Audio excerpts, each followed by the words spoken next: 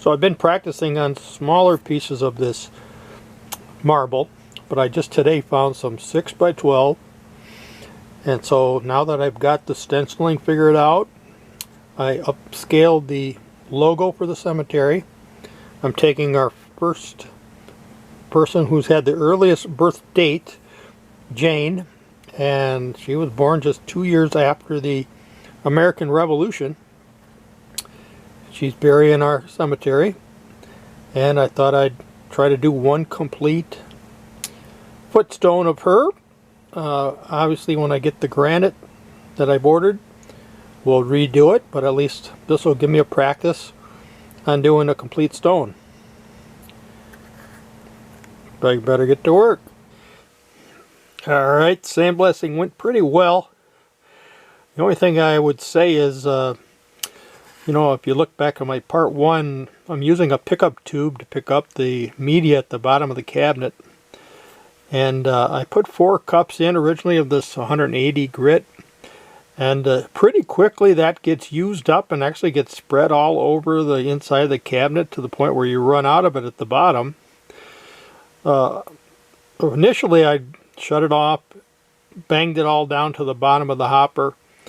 I was able to continue, but just be aware that that stuff goes everywhere, and you might need to collect it out of your exhaust system, as well as what I do is I was picking up the pickup tube to kind of and then just use the gun as like an air gun inside where it wouldn't have media coming out, and I just use that to blow gun the media back down to the bottom of the hopper.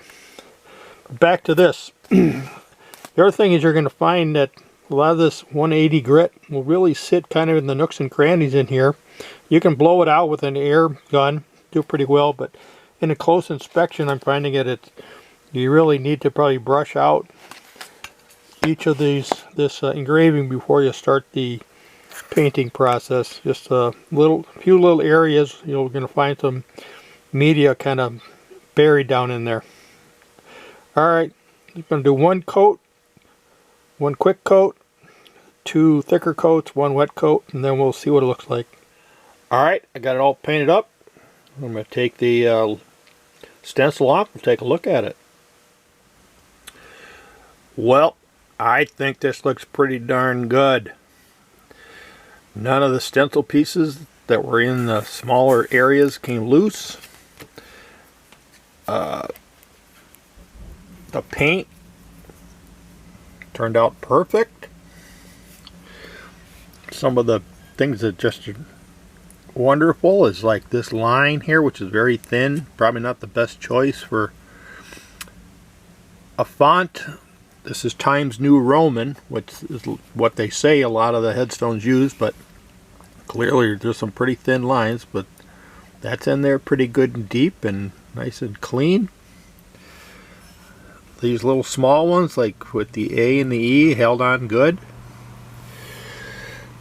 The only thing I've noticed is, and it may not show up, but when you're sandblasting, you're trying to stay 90 degrees perpendicular to the stone. But sometimes, you know, you have a tendency to kind of hold it like a pen and write, you know, do your spraying this way. Well, what's that going to do? That's going to cause a little bit of shallow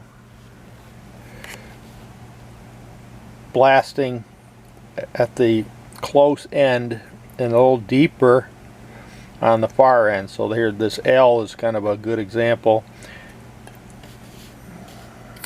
This T is a little shallower here than it is here. So just either you know, set up your stand in the blasting cabinet to more match your hand angle, so you're comfortable and you end up getting that 90 degree. Other than that,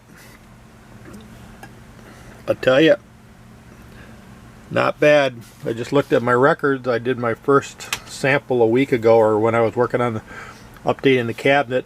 I've had to get some different pieces and parts in and along the way, but it's been 1 week, and